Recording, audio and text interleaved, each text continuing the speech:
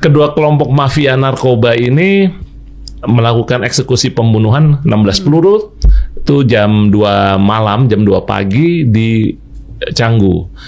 Dan kami tidak tahu siapa itu pelakunya, hanya kami tahu korbannya orang Australia. Kami bisa ungkap hanya dalam waktu 5 hari, alhamdulillah.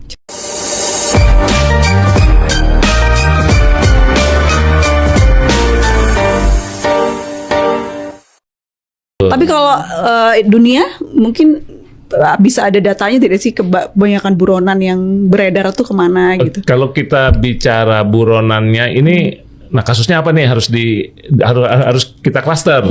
Pembunuhan kah, penipuan kah, atau tindak pidana korupsi? Gitu. Kalau korupsi dan penipuan, nah banyak yang ke negara sebelah. Tapi kalau yang pembunuhan rata-rata larinya cukup jauh dia. Ke negara-negara yang sulit dijangkau. Ya, tapi sepanjang kita punya red notice, karena red notice ini terbitnya agak-agak susah, Mbak. Apa alasannya Pak kok susah? Satu, mereka harus assessment dulu, harus mereka assess dulu. Jadi begitu kami tanda tangani permohonan red notice sebagai requesting country, kami kirim ke markas besar Interpol di Lyon, Prancis. Itu HMACCF, komitenya, nah mereka harus menelaah dulu. Dan itu biasanya memakan waktu sebulan paling cepat. Iya, itu harus mereka telaah dulu. Ini nggak keburu-kabur itu Pak buronannya. Iya itu, karena mereka melayani 176 negara. Di Prancis. 176 negara member country of Interpol. Jadi ya mereka harus assess dulu. Paling cepat itu red notice kami 2 minggu. Nah setelah mereka assess ya oke, nah mereka terbitkan langsung nyebar ke 176 negara tersebut, Bu. Dan itu tidak serta-merta merupakan obligatori atau perintah. Red notice itu bukan perintah penangkapan, tapi memberikan warning kepada negara jika ada orang ini melintas di tempat perlintasan imigrasi agar dilakukan tindakan kepolisian. Itu. Jadi kami begitu menerima berita dari negara sahabat, buronan kamu masuk ke negara saya nih, atau buronan kamu nih saya tangkepin, kamu masih butuh apa enggak? Oh butuh. Nah kayak kemarin Tanzania, di Tanzania saya sebut saja ada satu buronan menipu Bank DKI 195 miliar, kami tangkap di Tanzania. Itu hanya butuh waktu 5 hari. Nah 5 hari kami langsung terbang ke Dodoma, kami ke Dar es Salaam, nah kami ambil. Itu.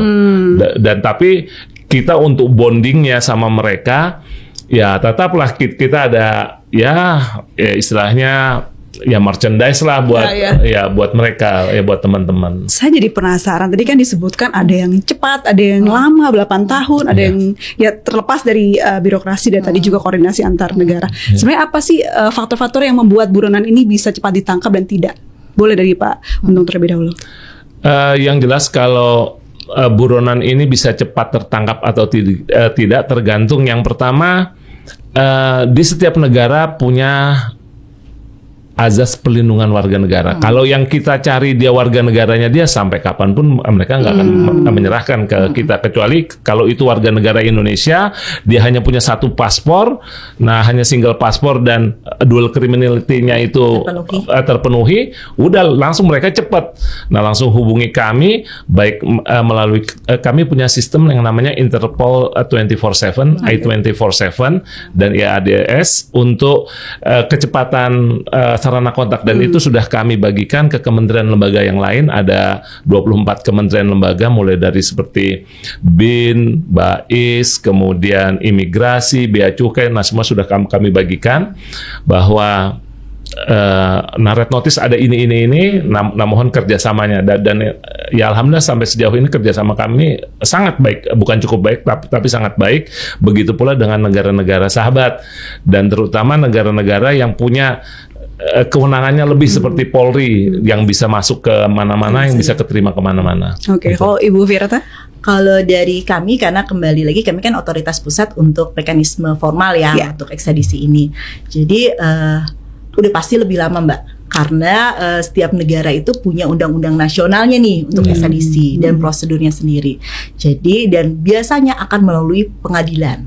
Jadi ada putusan atau penetapan pengadilan dulu nih untuk dapat atau tidaknya diekstradisi. Itu yang pertama. Lalu yang kedua, ada beberapa negara yang putusan akhirnya di pengadilan, ada yang di eksekutif. Seperti Indonesia, putusan akhirnya adalah di presiden. Jadi setelah ada penetapan pengadilan, ada lagi nih keputusan presidennya. Tuh. Lalu ada tadi mekanisme banding. Nah, kalau misalkan dari buronan yang melakukan perlawanan, itu di beberapa negara seperti Australia itu ada bisa berkali-kali banding untuk proses ekstradisi ini. Tapi ada di Singapura hanya 1 kali banding. Kalau Singapura maksimal 2 tahun katanya. Kalau di Australia tadi bisa sampai 8 tahun. Lalu juga tantangannya berikutnya adalah negara yang mempersyaratkan harus ada perjanjian bilateral. Tapi sebenarnya ya, Bapak dan Ibu, kalau kita bicara general mengenai buronan ini kan mereka yang melanggar hukum begitu kan, lari ke luar negeri. Berarti kan tidak menutup kemungkinan mereka juga akan melakukan hal yang sama di negara tersebut kan. Jadi ya seharusnya semua negara di dunia saling kerja sama ya untuk bisa melakukan ini. Nah, makanya teman-teman, ini kenapa rahasia banget dan misterius. Nah, sesusah ini ternyata. Nah, saya penasaran ini, ada keterbatasan anggaran nggak Bu untuk ini? Jujur sih ya Mbak ya.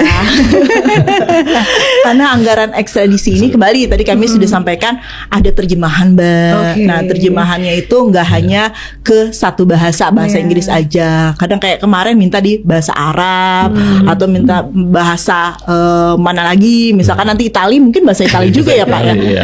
Nah, ini juga kan Buongiorno juga. Nah, itu. Terus juga untuk cash work, karena kan kita juga harus memberikan pemahaman nih kepada pihak otoritas di luar negeri.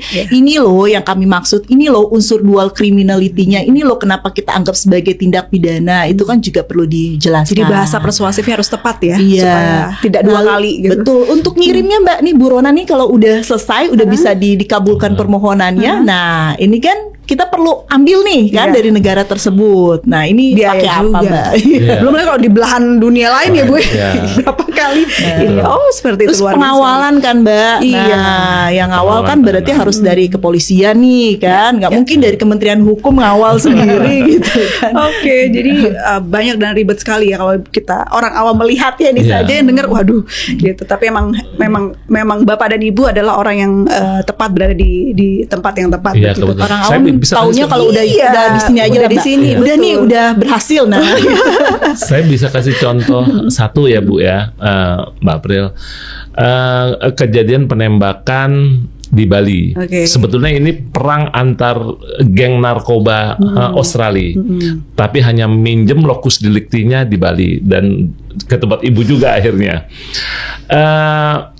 Kedua kelompok mafia narkoba ini melakukan eksekusi pembunuhan 16 peluru itu jam 2 malam, jam 2 pagi di Canggu. Dan kami tidak tahu siapa itu pelakunya, hanya kami tahu korbannya orang Australia. Kami bisa ungkap hanya dalam waktu 5 hari, alhamdulillah. Akhirnya ketangkep di wilayah Tangerang.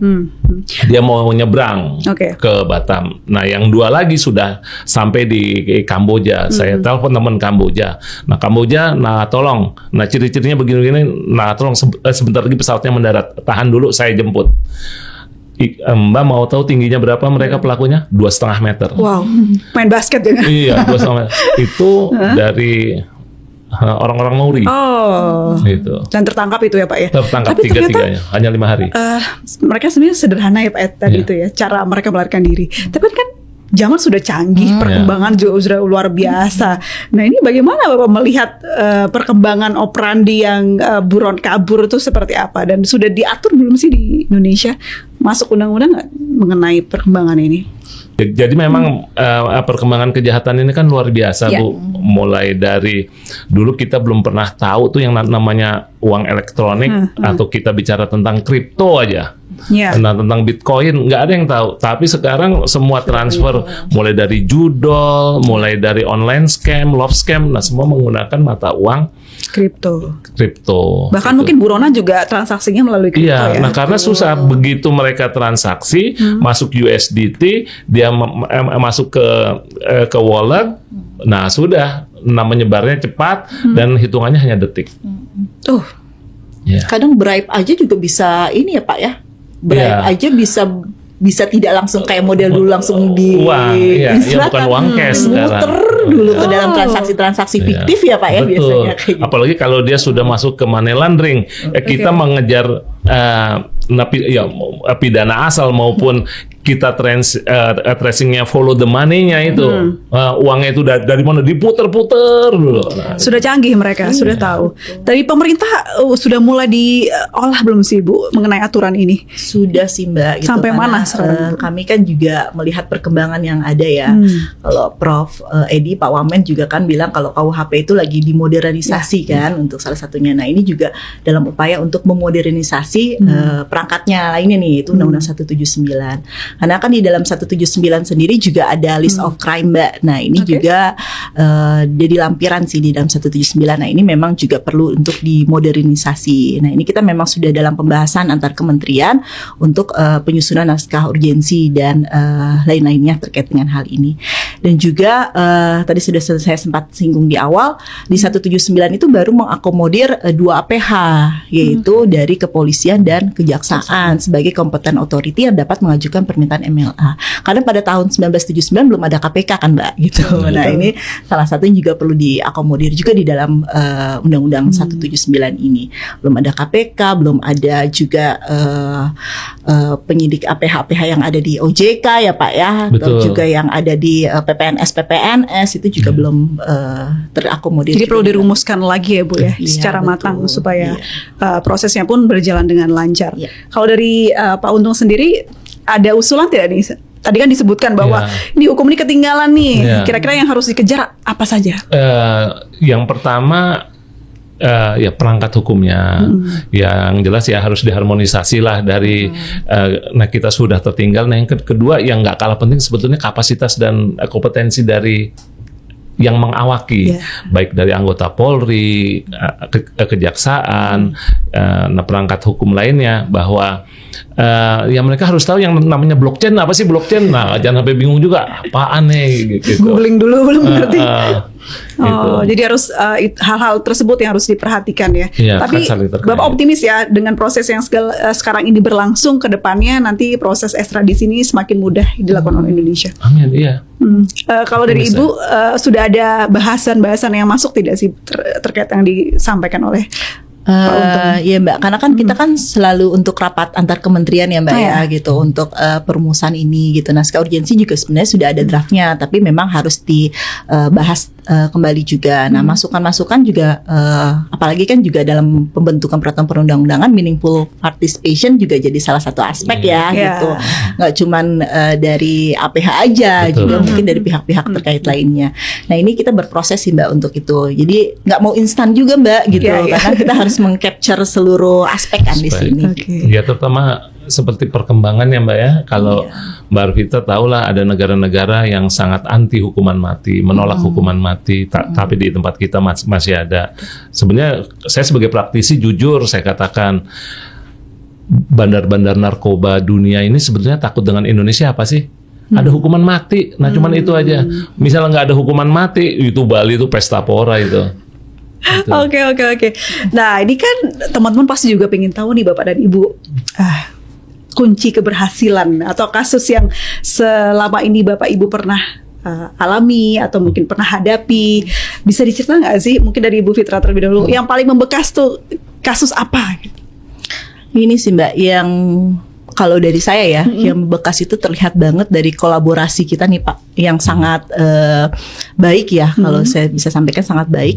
Itu waktu kita mengejar buronan ini loh Pak, pembobol bank BNI yang di Serbia. Maria Lumowa. Oke, kenapa itu Bu? Karena itu terlihat bentuk kolaborasinya gitu antara kementerian lembaga itu sangat erat lah di sini. Bahkan kompak juga gitu ya kompak dan juga respon dari pemerintah Serbia pun juga sangat kooperatif gitu terhadap permintaan kita gitu. Jadi lagi COVID lagi Mbak pada waktu itu Mbak. Itu yang 3 bulan tadi ya Bu ya? Ini kurang dari 1 tahun sih. Kurang dari 1 tahun. Iya. Itu hitungannya cukup cepat ya. Cukup cepat, Cukup cepat. betul. Oke. Dengan waktu itu kondisi juga lagi COVID ya. pada saat itu dengan karantina ya Pak. Iya. Maria Pauline Lumawa ya. Iya betul itu. Oke, itu yang paling membekas ya. Iya, Buat karena Ibu. cukup prosesnya sangat smooth lah untuk itu, kolaborasinya juga sangat intens, juga respon dari pemerintah sananya juga sangat baik seperti itu. Oke, kalau Bapak ada Kalau atau banyak saya- nih jangan-jangan Bapak ini? Iya, kalau saya banyak bener. Nah, sampai aduh. Tapi ya terus terang saya sangat berterima kasih sama Bu Firta. Nah, karena kami kerjasamanya baik benar, dan saya juga sudah menginfokan kita udah kalah berapa kosong nih sama Filipina nih. Nah buronannya Udah kayak Filipina main kita bola. serahin terus. Nah sementara satu aja susah banget bener ya karena kan ya pidana mati itu kasus narkoba, dan dia punya warga negara Australia, warga negara Australia dan Meksiko karena dia masuk ke kartel Sinaloa. Itu lebih ribet lagi Pak ya kalau Iya, Bukan ya, lagi karena dia double. bukan warga negara Indonesia, dia warga negara asing, ditangkapnya di negara tetangga. ada lagi Pak yang lain? Banyak ya. Yang seru nggak? Yang justru mungkin yang tadi kan berkesan ya, atau mungkin Ya. yang alot banget gitu. Yang alot banget ya sekarang ini. Nah, Singapura. Berarti nggak boleh disebutin ini Pak. Oh, iya. Sebenarnya bukan alot sih, karena sebenarnya izin Pak. Jadi karena Singapura itu sebenarnya sangat kooperatif ke kita, Iya. ya. Tapi Oke. memang ini Mbak yang tadi sempat kami sampaikan perbedaan sistem hukum kan. Oh, iya. Jadi dari mereka itu prima facie itu sangat ditekankan. Bagaimana Indonesia bisa benar-benar menunjukkan nih bahwa sudah cukup bukti. Jadi pada saat nanti dikembalikan ke Indonesia itu sudah bisa langsung dituntut. Nah ini kerjasama juga sangat luar biasa Mbak gitu, baik dari KPK, dari kepolisian, dari kejaksaan juga gitu sebagai memberikan assurance juga kan Pak Jaksa Agung untuk proses ini. Itu jadi memang keberhasilan dari mekanisme ekstradisi ini karena kembali lagi G2G. Jadi yang dibawa bukan kepolisian, bukan kejaksaan, bukan Kementerian Hukum sebagai otoritas pusatnya iya, tapi ini bawanya adalah permintaan Indonesia. Jadi benar-benar Indonesia terhadap misalkan negara A, negara B atau negara C. Makanya tadi benar-benar bisa barter ya untuk sektor apapun terkait Iya. buronan ini. Nah kebetulan kami kan punya forum Mbak. Kami ada ASEAN-APOL, ada MMTC, ASEAN Ministerial Meeting, kemudian kami juga ada SOMTC juga. Biasanya misalnya sedang acara-acara itu kita buat bilateral meeting. Nah, termasuk misalnya ada Interpol General Assembly, nah sidang umum itu pasti negara tempat buronan saya lari, saya kejar itu, saya ajakin pertemuan bilateral. Saya bilang di situlah saya gas. Baik. Soal kejar mengejar ya, yang Pak Untung singgung. Kalau polis to polis, apa sih tingkat keberhasilannya untuk berhasil mengejar buronan gitu Pak? Tingkat keberhasilannya ya alhamdulillah, misalnya kami ukur dengan angka mungkin 80% ya. 80%, karena seperti 2 malam yang lalu tanggal 27 Agustus kemarin kami juga baru nangkap 5 buronannya Sri Lanka atas permintaan NCB Colombo, pelaku pembunuhan dan perdagangan senjata api kami tangkap tanggal 27 itu di apartemen ARK. Iya. Nah 5 orang, dan besok sudah kami terbangkan ke Kolombo. Jadi faktor keberhasilan dari mekanisme polis to polis cukup banyak ya Pak ya. Apa saja yang membuat itu sampai tinggi banget 80% tadi? Nah karena kami kerjasama dengan satuan wilayah, kebetulan Polri ini kan menganut sistem kepolisian nasional. Nah jadinya chain of command-nya, rentang hierarkinya dari markas besar sampai ke tingkat wilayah ya satu kata itu. Nah itulah yang membuat, yang membuat kami mudah. Nah karena kami mendeliver. Nah tolong tangkepin ini. Ini datanya ini. Nah orangnya di sini, kita proyeksikan dia ada di sini. Gitu. Kalau dari sisi ekstradisi Bu, kunci keberhasilannya apa saja? Kalau dari sisi pemerintah ya Mbak ya, kerjasama G2G ini sebenarnya bukan soal angka ya Mbak ya, tapi lebih ke arah negara hadir di sini. Jadi kita turut mendukung nih penegakan hukum di Indonesia ini. Bagaimana Indonesia itu negara pemerintah ini bisa mengejar pelaku buronan sebagai bagian dari responsibility kita gitu. Jadi tanggung jawab negara hadir di sini seperti itu. Baik, jadi kalau dari ekstradisi atau dari pemerintah itu cerminan ya Bu ya, Cerminan kalau bahwa negara ini hadir di sini dan alhamdulillahnya sudah beberapa kasus yang sudah berhasil diekstradisi ke Indonesia dan untuk melanjutkan proses hukumnya di Indonesia. Oke. Itu kan lebih ke arah bonusnya nih Mbak, Betul. gitu. Bonusnya untuk membantu pelaksanaan tugas dari para APH di sini. Kita jadi tercerahkan nih teman-teman oleh Bapak Untung dan juga Ibu Firta. Nah, boleh Bu terakhir dan Bapak untuk penutup closing statement mengenai ekstradisi ini apa yang ingin disampaikan? Boleh Ibu Firta terlebih dahulu. Baik, terima kasih Mbak.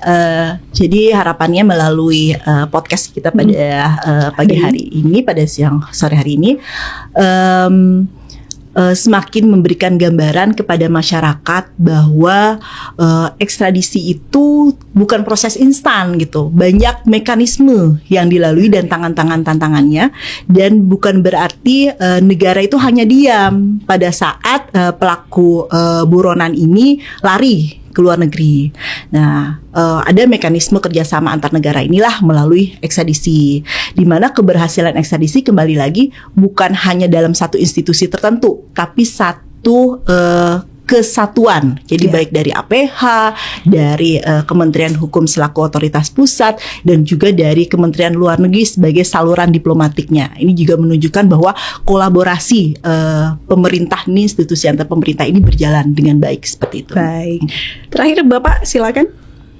Dari kami closing statement khususnya pada para pelaku tindak pidana, jangan kira kalian lari ke luar negeri akan aman. Iya, betul. Gitu.